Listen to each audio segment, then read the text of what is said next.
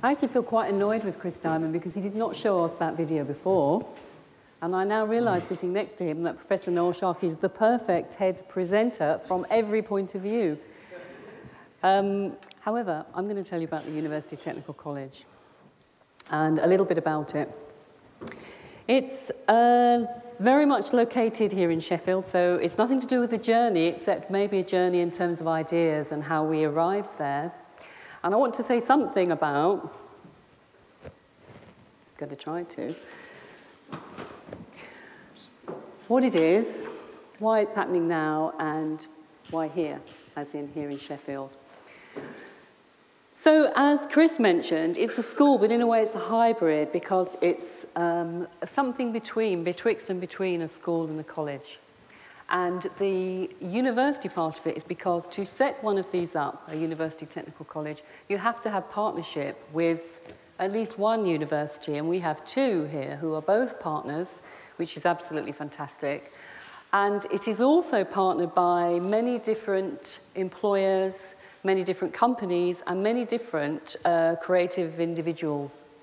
So that's a very important part of the context. The other part about it is that it's designed to support the growth areas in the region. So this particular University Technical College supports engineering and advanced manufacturing and the creative and digital sector. So this is quite an unusual pairing. It's the only one in the country at this time. And I'm going to say a little bit more about that.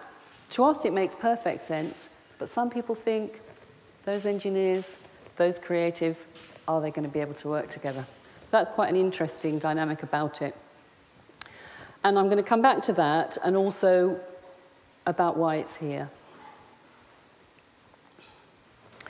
So this isn't my old school photo from school, actually. So one of the reasons that it's now is because it's dealing with that hangover from that 19th century model, which is probably more familiar than we care to believe in terms of what still happens. But the way that technology has changed everything and underpins everything, there's been a huge need for a change in the way that education happens. And the University Technical College is taking a particular approach to technology. It's actually right next to the BBC in Sheffield. So if you go past that corner, it's actually being unwrapped. The building is on schedule. Everything is developing extremely well. I had a recent tour, and it is fantastic inside. The idea is that it's joining together the old and new, which is quite a nice metaphor for what it's about as well, because it actually includes the Sydney Works building, which some may know was actually a very creative space for many years. And in fact, when we first had a chance to walk around it, I brought a photographer with me so that we could actually document some of the extremely imaginative graffiti that was decorating the place. Apparently there was a music studio there for a while, artists were working there, and there were various gigs held there as well. In fact, there was a little tin and a table, there was nothing in the tin, which was the evidence of gigs of the past, and perhaps there may be gigs of the future there as well. That's what we'd like to see. This is by Michelle Hublinker of Maker Faire, but it could be by any educationist at all. And what's interesting about that is it isn't by the Education Minister, about which I pass no comment, and it isn't by an education guru, but actually we would probably agree with all of the thoughts behind that. So it's very interesting that at this time, a lot of similar ideas are happening and are out there, whether it's because of the zeitgeist, whether it's because at this time, economically, something like this is needed. A lot of people are thinking the same things about education, about creativity, about opportunities for young people. Of course, lots of artists have always used technology, and this is David Hockney from last year's recent exhibition at the Royal Academy. Of course, a Yorkshire lad, a fantastic exhibition, and that's his use of his iPad to capture and create scenes from Yorkshire.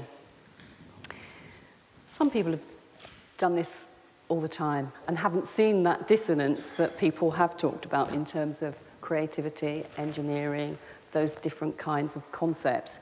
So I think perhaps it's not that it's new, but it's a way of rethinking what's always been there all along. At the very same time, in August, they're opening a new school in Denmark, which is the Lego School. It's for younger youngsters, and it's not free, like the University Technical College, which is. And it's quite interesting, though, because it's all about play and creativity, although I did notice, looking at the website, they had a consultation process with the parents, and one of the parents had put something along the lines of, "We love it, it's great, but not too much Lego, because we've got too much of that at home." I think it's Lego City. It's interesting that it's happening at this time. And of course, if you think of something like the Shard, it's obvious, isn't it, that you need the creativity, you need the engineering, you need the vision and the imagination and all of those things, and it needs to be brilliantly constructed. So in fact, it makes perfect sense. This is about the context. So one of the reasons that it is important, we feel it's important for our city, is because it is a way of harnessing the fantastic spirit of manufacturing and creativity, which has meant that we've had so many musicians, so many creators, and so many people inventing things as well. So this is the Man of Steel, nothing to do with the film, which I think opens this week, but this is designed by an artist and a former steelworker, actually, called Steve Meddy, and this is his version of it and how it might look. I've seen the bronze, and it's actually a very enigmatic, interesting figure, as if it's a spirit looking out over the landscape. Quite interesting, and also trying to embody that richness in terms of steelworkers and how important that's been to the development of this city. So it's trying to build on those ideas and also harness the creativity of the craftspeople. So this is Trevor Ablet. This is one of the little mesters in his studio working there. I think it's like a pocket knife. My brother came over from Japan in the summer. He lives in Tokyo. And the one thing he wanted to do was to visit one of the little mesters and see a knife being made. And that was very important to him. He teaches Aikido, so I hope it's nothing to do with anything samurai or anything like that. But he was really fascinated by that aspect of Sheffield and its creativity.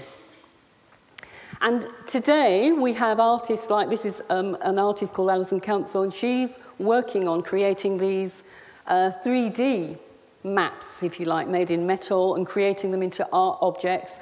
I think that might be linked with Frogget Edge.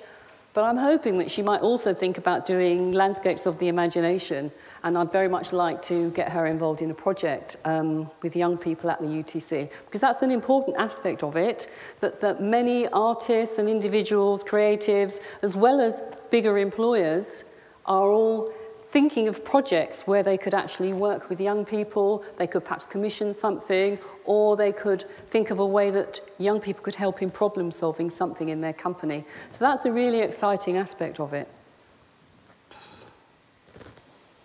Oops. So it's also including, now we heard about Access Space earlier, and they've been a fantastic partner for us in the way that the ideas are evolving, because it's really important that with that underpinning of technology, that robotics and in fact 3D printing, this is the RepRap, the UTC have just bought a number of the maker bots, and they've been running sessions with young people and folk from Access Space in terms of creating and making things. And it's been fantastic to see that and how interesting it is and quite inspiring for those young people to feel that they can make and create and design stuff themselves. This is our little mascot, which was designed for us. We commissioned it from a young designer called Alex Gwynn. He's 19 years old and a graphic designer. He is expressing through that mascot, he wanted to make something. We asked him something that could be actually created and made, and we've had films of people speed making this mascot. And they've also taken it on little holidays, various holidays. This is a random railway station in Norway, apparently. And this is the Colosseum. Not the best photograph. And this is Portugal. But I mean, it could be somebody's back garden, but apparently it is Portugal. I'm sure that's right.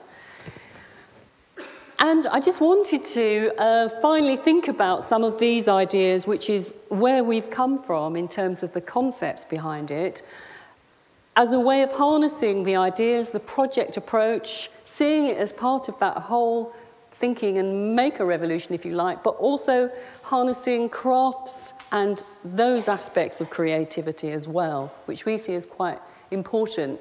And I reference Richard Sennett there in his book Together. He talks about this cooperative spirit, which actually a couple of people referenced earlier today as well. And I think that's a fantastic way of thinking about it. So whether it's to do with medieval artisans in their workshops, I know that many of the people here have been working like this all along. There's nothing new about it.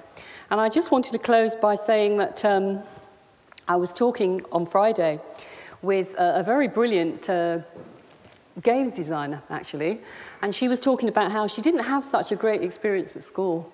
And the last thing she said to me, she's working on a project for us, which is very exciting for us and for the young people who will be involved in it. But the last thing she said to me was, make sure it's really good, can't you? Make sure it's really interesting. And so that is what all of us involved in the UTC, and Chris is on the board, which is wonderful for us. We're going to really work hard. And if any of you are interested in being involved, we'd love to hear from you. Thank you.